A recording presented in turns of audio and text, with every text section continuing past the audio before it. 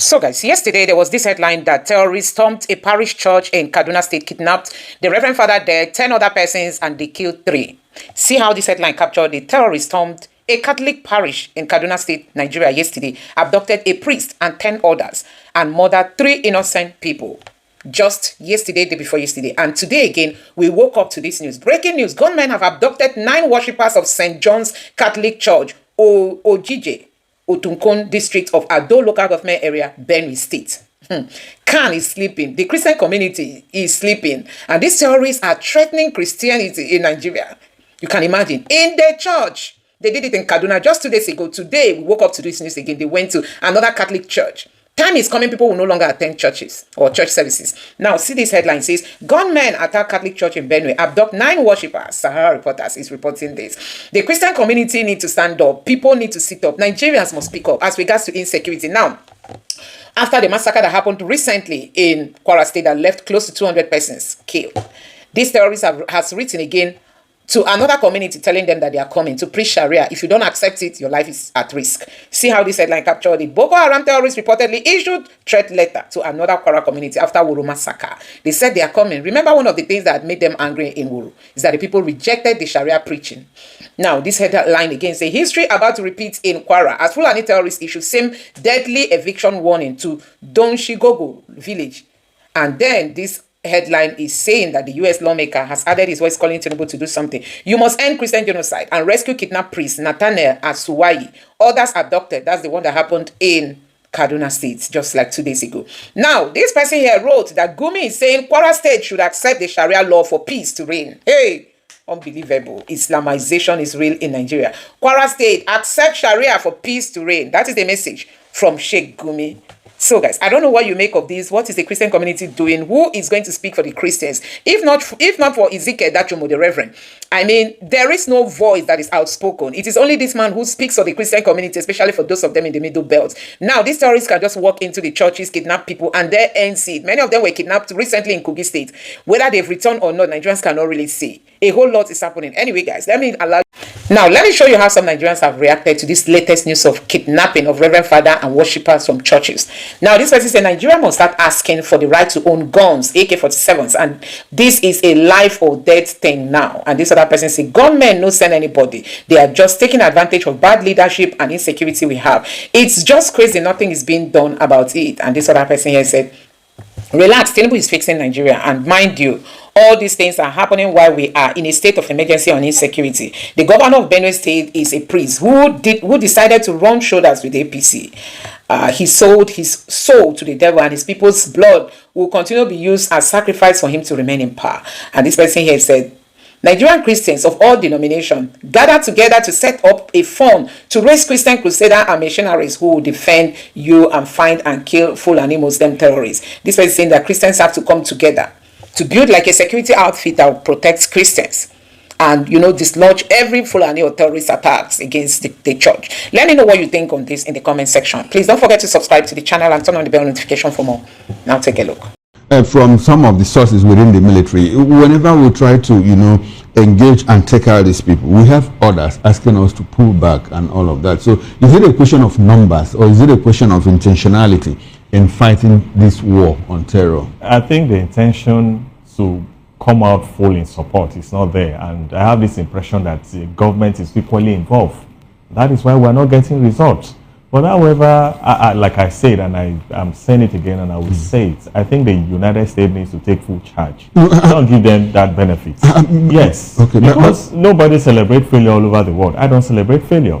If you have tried once, 2, 3, and 4, but not even up to 10 times, and then you continue to fail, I think somebody who can do it better should step up and then do the needful, not the... This is life and properties we are talking about. Okay. It is he that is alive that the government is going to govern. It is he that is alive that is going to pay tax. It is he that is alive that can make decisions. It is he that is alive that can even participate in election that will usher in most of our leaders. So it must be given priority over every other thing. If I'm not alive, you cannot be talking about tax law. If I'm not alive, you can't be beneficial. So the first duty of government is to protect lives and properties. Now, in the course of this intervention, you said something that I would like for us to expand. You said that government is involved. How? Because, like I always say that, and I will say that, and I want to say it again, that let me quote the statement of our then military head of state, Sani Abacha. He said, once an insurgency exceeds 24 hours, know that the government is involved.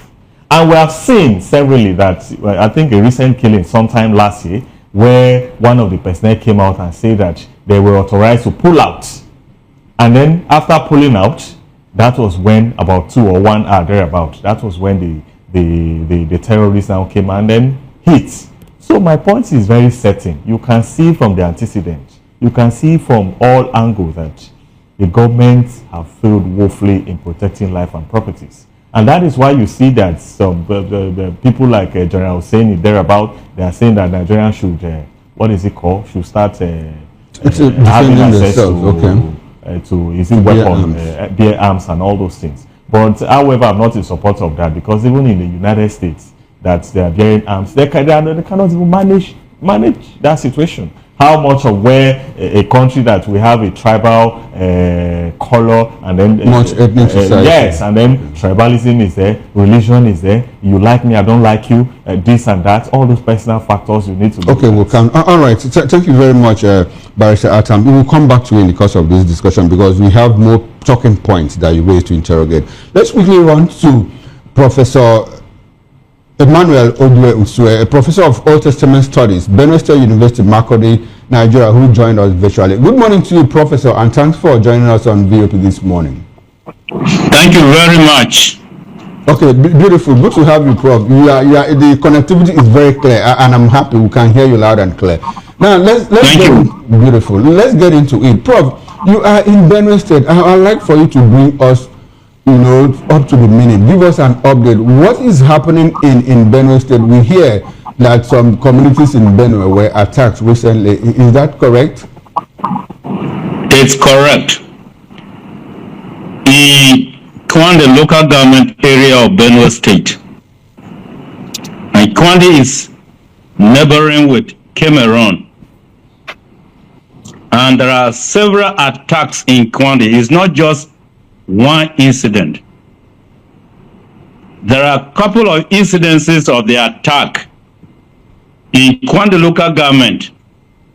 And for your information, this is where illegal mining activities are taking place. And I suppose the government is fully aware of this. But the communities, the indigenous people, are being killed, displaced in their ancestral lands. Fulanis and the Chinese are there, and they are carrying on with their own activities. And so it is taking place in Benue State. The Kwande local government is bounded with the Cameroon. It is a mountainous area, and it's a very good place for mineral resources, including gold and other resources. Quite interesting. And then apart from that, in Ukum local government area of Benue State, which is also neighboring to Taraba, Takum to be specific, in Taraba states, there are series of killings there. In fact, recently, a list of more than 70 people were killed by terrorists. I'm talking about within the last 1 week. I'm not saying 2 weeks, 3 weeks, 4 weeks. We're talking about the last 1 week. That's a very serious matter. But it has not made any newspaper headline. Okay. Why? Because as my other friend who had just spoken said, there's a strong suspicion, or allegedly, government is also part and parcel of all right, Prof, before we get to the involvement of government in all of this, you said that in Kwande local government area, mining activities, are going on between the Fulani people and the Chinese. Now, is this a new perspective to this case of insecurity? Because before now, the impression we have is that, well, these Fulani people, the headsmen, are up for land grabbing. Looks like the situation is changing, where they have to kill people, you know, just to put fear into them and keep on with their mining activities with the Chinese people. So is there some kind of change, you know, in the mission of these people from land grabbing to doing business? Talk about mining. Which one will it be for you? Well, it is, first of all, you need to have a geographical space. So their major agenda is to grab the land first. And then when you grab the land, you move ahead to make use of the land in the way and manner you want to do so. In this case, mineral resources are there. So when these criminals grab the land, they make use of it, they get interest from it. The Chinese are there. They are collaborators in one way or the other. Remember recently, about a month or less ago, when US was contemplating on invading Nigeria and dealing with these criminal activities, the Chinese government said US should not meddle in the affairs of an independent nation. This is what the Chinese government said. Why would they say so when their own citizens are here doing business, both black and white businesses, and then they are telling US that stay away from here? This is somebody reasoning properly. There should be a connection between what the president or the president of China said against the United States and what is happening here in Nigeria. But it's a deep revelation that you've made here, in bringing China and basically the government, you know, of Nigeria using Fulani terrorists, as it were, or headers, as it were, into this conversation. How much facts do you have to back this up? What the president of China said is in the public domain. It wasn't. I'm not talking about the statement from the president of China. I'm talking about the facts. Second, listen. The Chinese are.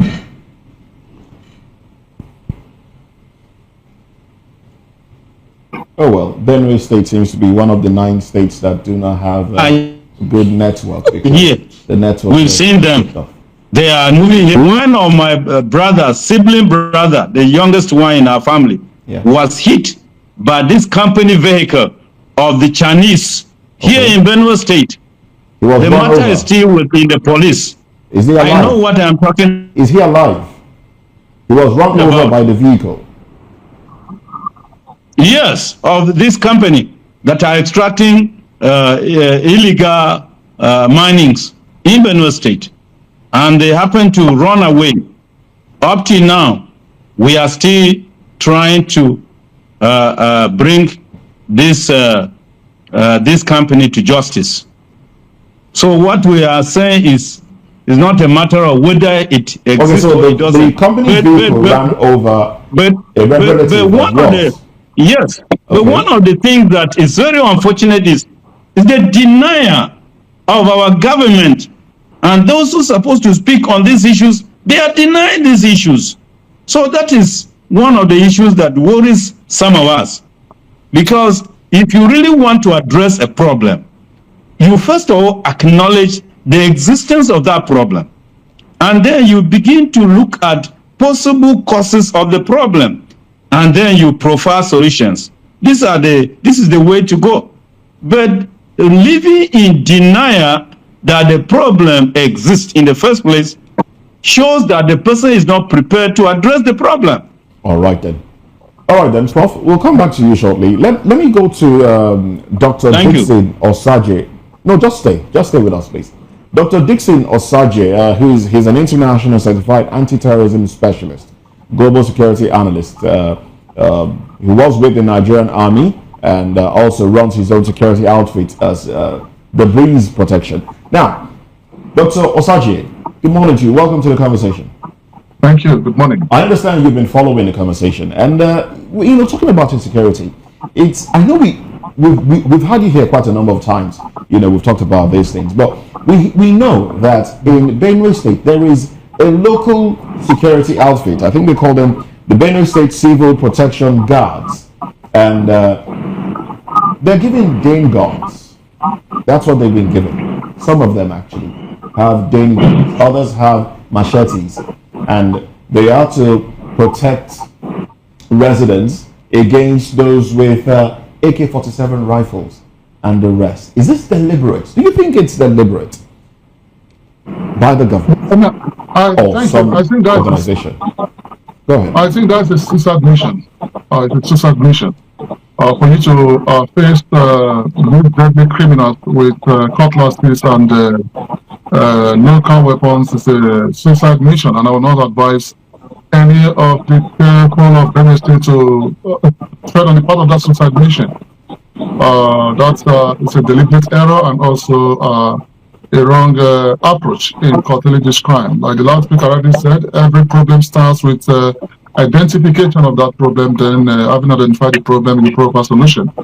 So for me, I think it's a suicide mission, and that's the wrong notion and wrong way to go. So for me, the government of Benue State should start looking at carrying out an assessment of the entire situation of Benue State.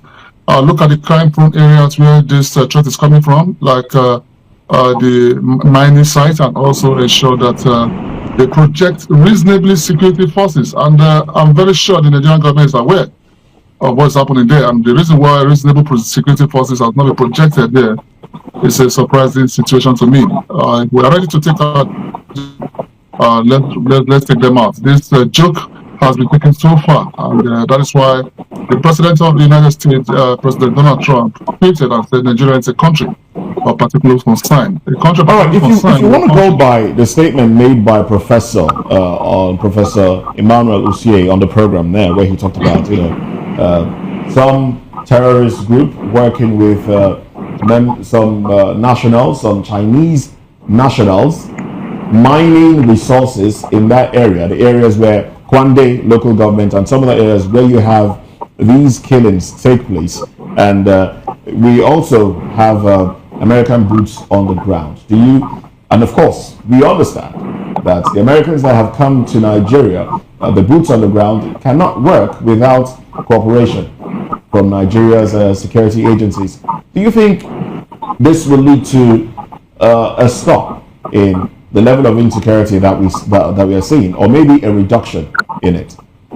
America's involvement. The United States is a country of interest from some criminal gangs and some terrorist sponsored nation, and I think that the United States coming on ground will help and mitigate the situation, but this is going to be a very long-lasting war if they are to engage this criminal element. We understand what happened in Afghanistan. It's been 20 years in Afghanistan. Terrorism is an ideological driven mentality and driven war. And I tell you that if we are ready to take out these guys, I don't think the United States of America should have been on ground, because we have the capability, we have the capacity, and we have the will to take out these guys. But I don't think we are doing so well enough as a country, because you can't imagine, my brother, the Nigerian Army, Navy, Air Force, and the Nigerian police and other security parastatals engaging in this group of organized criminal gangs. Then that tells you that it's becoming a state-sponsored crime. It's an organized crime, and we need to know who are the sponsors, because it's impossible for you to have. So if it is a state-sponsored crime, the question I'm asking is, if it is state-sponsored, will the coming of American soldiers make any difference? Yes, it will make a difference. One, in the area of intelligence gathering, and secondly, in the area of eliminating the threat, because whatever poses threat to human life, the role of contention, the role of engagement is eliminate such threats. But here in Nigeria, we don't eliminate threats that poses dangerous risk to human lives. All we do is that we romance the threats, we negotiate with the threats, bandit negotiation, for example, and terrorism negotiation with the killers of our officers and men. So for me, the Americans on ground will mitigate it a little bit, but it's going to drag for a long time if the government hands is involved. But if the government is not involved, then they're going to succeed. But my brother, it's sad to have the Americans on ground when we have brave officers and men in the Nigerian army. But it's so sad that the Nigerian military has been politicized. And that's why they are not getting it right to take out these criminal gangs. They are not up to 1% of the population of Benue State, the people that are committing this crime. So what's the big deal in taking them out? So that means some people are benefiting from this mining and they don't want the war to end. Okay, now if you say it's embarrassing to have American government on ground, would it be better if there's some mercenary, if some mercenaries were brought in, like we had sometime in the past in Nigeria, where some individuals were brought in by the government, of course, to help, deplete terrorist forces in Nigeria. Would it be better? And if mercenaries would be needed, do you have them at the Breach Protection Services Limited? Do you have the numbers? Do you have men with the experience that are not in service but can do this thing and protect the people if government contracts them? All right, thank you very much. The Breach Protection Services is a private security company licensed by the federal government of this great country. Private security companies have over 7 million personnel, average of 7 million personnel nationwide. And if the government start looking at integrating private security industry into a security design, they're going to do a lot in the area of intelligence and also in the area of response. Oh, so we shouldn't be talking about losing forces. Then we shouldn't be talking about not having enough men on ground. If you have about 7 million for your own security outfit alone. No, not my security outfit. I'm talking about the entire private security outfit in Nigeria. Oh, the entire private security outfit, 7 million. Yeah. About 1,000 of private security company in Nigeria. Like here in London, we have private security companies supplementing the effort of the police. In America, you have the private security company supplementing the efforts of the police. But the truth is, when it comes to security management, it's not all about personnel. There are 3 factors responsible when it comes to security personnel. We have the human factor, we have the technological factor, and we have the processes. These 3 components come together to, give an effective security management. The whole essence of technology is to reduce the loss of man, the loss of lives. That's why technology is being introduced into the battlefield. I tell you, 10 to 30 soldiers, 10 to 30 American soldiers can wipe out the situation in Benue State. All you need to do is to send in drones to the threat location and carry out a hostile surveillance within that threat location, and also ascertain their strength, their numbers, then send in fighters to go and clean them up. But yeah, we keep on putting our soldiers and officers and policemen, a line of risk to go after these guys, and that's why we are losing a lot of officers and men. And it's so sad we have them train so hard and dying cheaply. All right, Doctor. If in Nigeria, the security on ground is very, very peculiar. If we have situations whereby these bandits, these armed men, operate for hours unchallenged and they abduct people in the process, and then you hear cases where you hear news that security operatives now come in 10 hours after. As a former soldier, where do you think that this break, in doing the right thing, where do you think it comes in? Is it at the point of intelligence, intervention, or does this still boil down to complicity within the military? Fantastic question. You see, when it comes to security management, and that's why sometimes I've quoted the national security strategy. I think that is just a paper. I don't think it addresses the imminent trend between the Nigerian people. When it comes to security management, looking at the response measures, we have the preventive measures. Sometimes you say prevention is better than cure. We have the preventive measures, measures put in place to ensure that these criminals do not exploit the vulnerability of the Nigerian people. Then we have the proactive measures, and these proactive measures is put in place to ensure that you manage any given threat or anything that poses threat to human life before it occurs. Then you have the response, reactive measures. Reactive measures is after the failure of proactive measures and preventive measures.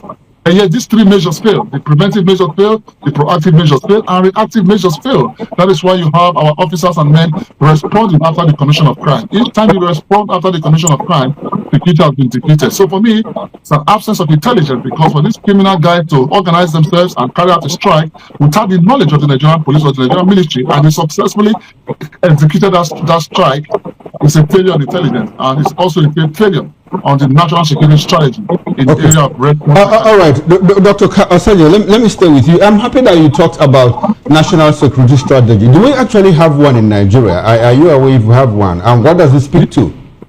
Yeah, we have one national security strategy. I think. Okay. Go ahead. Yeah, it was launched by the late president of Nigeria, General Muhammadu Buhari. That's about 4 years ago. The national security strategy is a book. In security management, we call it the life book, just like a Bible. It's a book that governs the entire state of the Federal Republic of Nigeria. Identifying threats and also how to respond to such threats. And that book is supposed to be reviewed every 3 years. Any national security strategy that is not being reviewed after 3 years, the reason why it should be reviewed is to look at what's happening in Benue State, for example, and check where the Nigerian government failed. Then, after ascertaining where their failure is, then you review the book and also, profile, another strategy in constant review. Okay, now I will assume that the national security strategy is overseen by the National Security Advisor. Am I correct? You are very, very good. Okay, beautiful. I asked the question in light of the fact that saw the National Security Advisor, Nuhu Ribadu. A few people were caught in Kwara State, military men and with guns and equipment, And when they were asked, they said they were armed by the NSA to help the NSA fight insecurity in that area. So how do we balance all of that? Someone in charge of our strategy is arming people, people that are suspected to be the cause of the problem, and is arming them to fight the problem itself. Does it work where you live? Does it work that way in the UK where you live? That's a technical error, an operational error, and also an abuse on security management. For me, I heard about the story, and the reason why the Nigerian government have not set a board of inquiry to investigate this report is also disturbing, and that is why most times we see Nigeria as a country of particular concern, because things like this happening in Nigeria is not acceptable in any global community. It's a disturbing situation that allegation is coming against our NSA. But for me, I think there should be an holistic investigation into this incident. We don't know the reason why he did that, but from my own public perspective, I'm not aware if that is a strategy or if those guys are capable than our military. If he does that, all right. I think it's an abuse on our military system. All right, Doctor. I'm not sure if you did listen to the professor when he spoke earlier and trying to make sense of the topography of Kwande, where the heinous attacks happened recently. From his explanation, he said it's mountainous and it also shares a border with Cameroon. From your military experience, what do you think about such topographies? Do you think, also looking at the peculiarity of Nigeria's security intervention and all of that, do you think that the topography of such areas might make it difficult for military intervention to come in early, or even maybe surveillance or even intelligence? What do you think in this regard? If any human being can find them, if these criminals can find their way to that environment, then the military also can find their way to that environment, because these guys didn't go there by air, neither did they went there did they go there by sea. They advanced towards that location by land and also got there safely. So the military has the capability and capacity to carry out hostile surveillance within that given environment, that threat perception area, and ensure that they dispatch reasonably security forces to curtail such crime in progress or such criminal gangs. For me, I'm still finding it very difficult to comprehend the reason why Nigerians have been failed. Because one of your colleagues in the studio says that the government has failed the Nigerian people. I go in line with that thought, because truly the government has failed the Nigerian people, because when it comes to security, is the topmost priority of any given government. If the government cannot protect cannot protect its people, then it has failed its people in its given priority to protect. Thank you very much, Dr. Osaje. Let's quickly go back to Professor Emmanuel Usue. Professor, now, obviously, it seems like the people are by themselves and they have to fend for themselves, as it were. What are the people doing to protect themselves? Or are they sitting back and waiting on government to come protect them? There is very pathetic because the communities that have been affected, they do not have the capacity to face these terrorists. They do not have the sophistication of their weapons to be able to face these terrorists. And so some have relocated to camps, or can I say IDP camps. Some have relocated to their families in some other villages or towns. And so it's a very difficult situation. So basically, you're saying the people are now leaving their land just to stay alive. They are leaving their land. Is that what you're saying? Yes, they have left their land because the Fulanis are taking over. The terrorists have taken over the communities. And so they cannot stay there. If you stay there, you'll be dead. That's it. And let me be very sincere with you. Our government, both state and federal government, they are not serious. Why am I saying so? These incidents have happened over and over and over. And when you say the government has intelligence, I want to question that kind of intelligence. Intelligence to do what?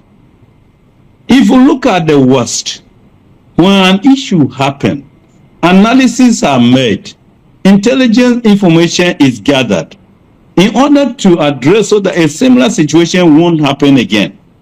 Here in Nigeria, an incident happened over more than 20 times. And yet, no reasonable solution is proffered. So what I'm trying to say is that I am aligning with the thinking that the government of Nigeria is part and parcel of our problem. Look at the issue of sponsors. Why is it that it is very difficult to arrest these sponsors? Because the government knows them. Information has been given to the government. Why is it that it's so difficult to arrest and bring these sponsors to justice so that the source of this or the causes of this terrorism will reduce drastically in Nigeria? Why is it so difficult for the government to do so? I think we keep on sitting here and talking, and people are going to be killed continuously until I, myself, will also one day disappear from the screen because I will be dead. This is so unfortunate. So to my mind, our government has not taken this as a serious issue. That's my own thinking. Professor, so from your standpoint there in Benue State, what do you think is that thing that the government of Benue State or the federal government could do right now to curb this, what's going on in Kwande? What do you think might be the immediate solution? The federal government has all the weapons, it has all the aircraft, it has the digital gadgets that they can locate this place, send drones, and be able to address these subject matters. I am not the one to give them these details because these are security matters, and I am not a professional in security, but I am very sure that the government knows what to do. But the government, what would the government want? How will I address the issue when I don't have the capacity, but the government has it? So the federal government and the state collaborate and address this issue. It is not beyond their ability to do it, but they are silly. The willingness, the sincerity is not there. All right, then, thank you very much. They keep on diverting their attention to something else. It's not their a priority to the government of Nigeria. Yes, of course, it is indeed horrible when we hear people that have been directly affected talk about these things. But, Professor, let's Yes. come to this. Let's come to the studio now. Let's come to Barrister Adams Atta. Now, insecurity. It's one too many in Nigeria. In fact, it's a lot. It's difficult to keep up with the killings here and there. Let's leave Benue now. You know, talking about government and what government can do and what the people should do as well. If you go back to what happened about a week ago in Kwara State, where over 100 people were slaughtered, we understand that there was a letter written to the community asking that they renounce Nigerian government and accept their doctrine, the doctrine of those that wrote the letter, accept their own government. All right, and that letter was written to the people, and the letter has made it to social media, allegedly saying, claiming that they did not want to harm anyone and were not thieves, or neither were they declaring war, and all they did was ask residents to renounce the Nigerian government and follow their doctrine.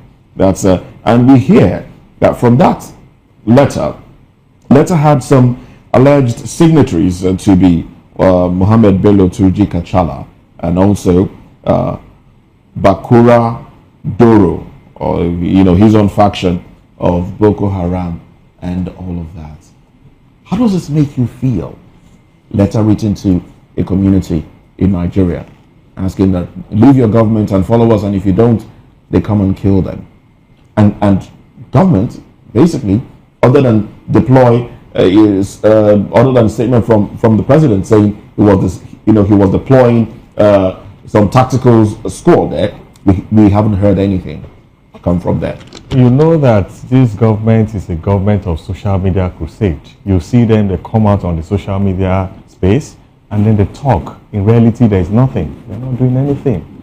And that is why you see that all the massive killing all over the Federation. As I'm speaking to you now, is it today or tomorrow, Mr. President is on his way to Kebbi State to go and commission a project. Whereas there have been insistent killing all over the Federation. Is it in Kaduna State you want to talk about? Is it in Benue State? Is it in Kwara State? That people died recently. He can't even go there and sympathize with them. Is that a leader? You don't have emotion for people. You are not concerned about the welfareism, about the people that voted you in. That's not a leader. That is tyrant. Is it until the president goes to every sport there is an attack that he will become a leader? Don't we have the security agencies? We have the NSA. We have the service chiefs. My point is that if he can go, what is the purpose of Mr. President leaving FCT to go and commission a project in Kebbi State, and whereas he cannot go and sympathize with the people? I mean, when somebody is present, is a sign of concern, and then is a sign of emotion, is a sign of love. These people voted you in. You have to honor and romance with them. You have to come out massively and showcase them love. So, and that is one. And then on the second leg, on whether people have lost interest in the system. Yes, we have lost interest in the system. I have lost interest in the system. I don't know about you, but however, by the provisions of the Constitution, we are a sovereign nation. And for somebody to write a letter to a fellow Nigerians to denounce their loyalty to the Federal Republic of Nigeria, the provisions of the Constitution is firm and is certain. This Constitution is supreme, and every other law that is acting side by side or in consonance with the provisions of this Constitution shall be declared null and void. That is certain. That is to say that we are a sovereign nation. And then furthermore, as to whether you can exercise your religion, your religious rights, the provisions of the Constitution is equally clear.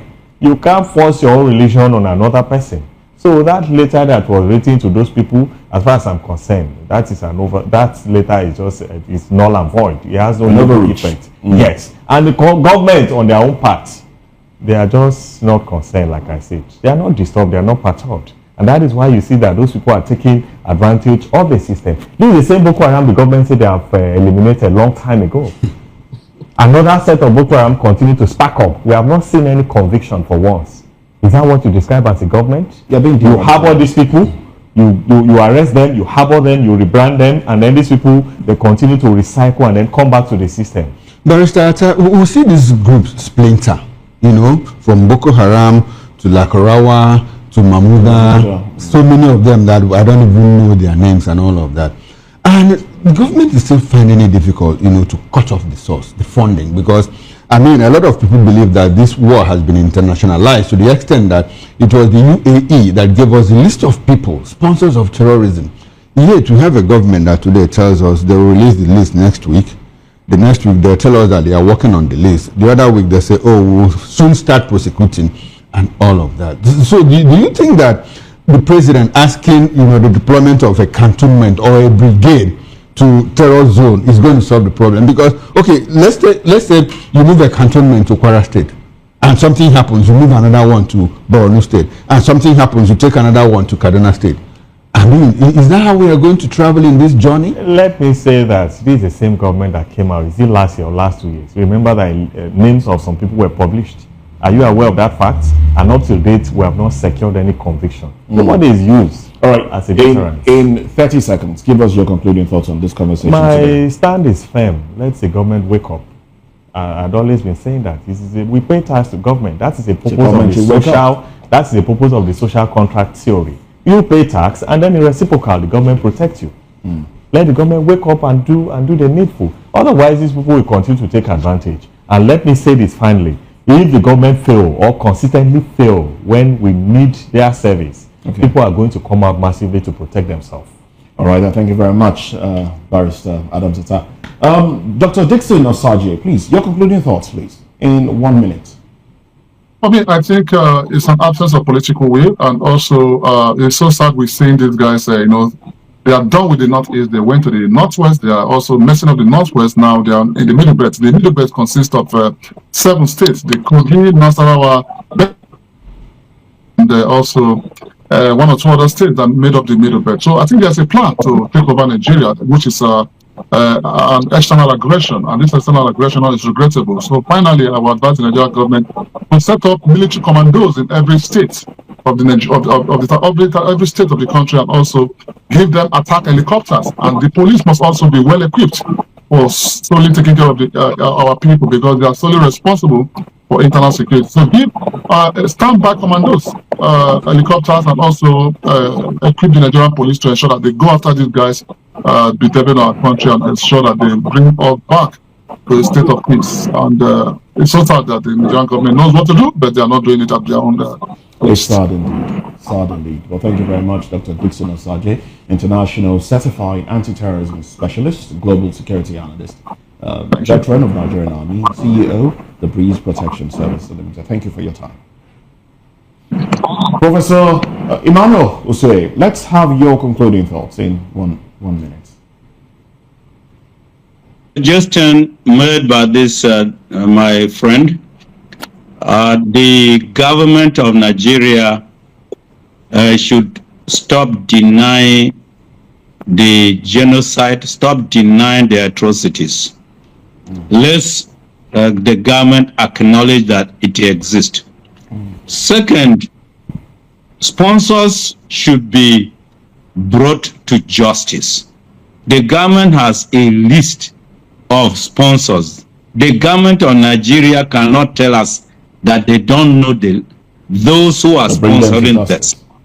Bring them to justice. Right. In addition to those things that my other brother has said.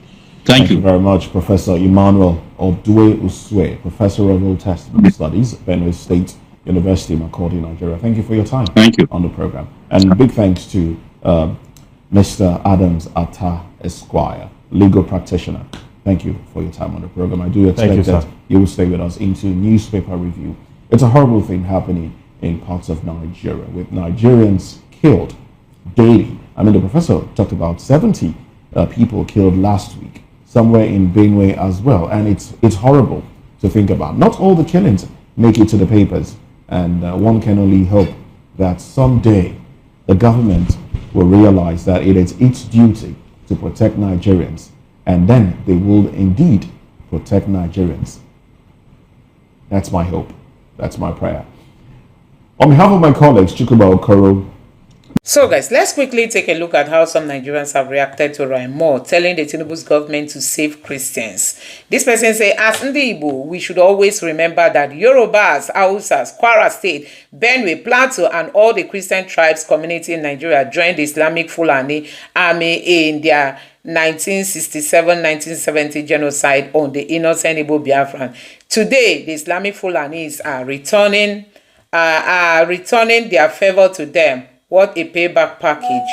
And then this other person here said, does Nigerian government seem interested to end this genocide? They are still giving our government the opportunity to do what is right, as well as, according to our country, the right to handle the issues themselves. If our government isn't up to the task in the long run, then we shall see how it plays out for them. These killings have to stop. And then this other person here say, you are dreaming, boss. They have kidnapped much more since you people got involved. You all know the right thing to do, but aren't gonna do it. We cannot live in peace being fused together. You are just forcing us to be together. No fucking way. Give Tinubu 30 days to do that. If it won't happen. The only thing Tinubu can make happen very fast is borrowing to reload, destroying the system to his satisfaction. And this other person say, ending insecurity requires patience, cooperation, and truth. President Tinubu is taking the problem seriously, and Nigerians should support efforts that promotes peace and unity. This person say, President Tinubu has consistently stated that every Nigerian life matters, regardless of religion, and the administration is intensifying efforts to reduce the abducted persons. And this person here say, the Nigerian government has assured the public of its commitment to protect citizens and rescue kidnapped individuals, including the Catholic priest, Reverend Nathaniel Asuwahi. And this person say, okay, these are just Tinubu's people trying to tweet. This person say, President Tinubu is committed. Okay. And this person here said, the same people are just the ones tweeting here. President Tinubu has promised. Okay. President Tinubu has been coordinating security. Okay. I can see that these are just APC supporters. Let's stop using divisive label. Nigeria problem is banditry and terrorism, and the government is tackling it across all regions.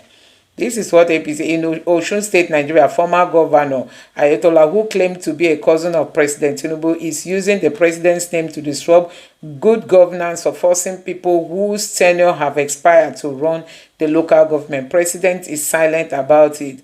President Tinubu is focused on restoring peace. Okay. I am no longer taking these words seriously.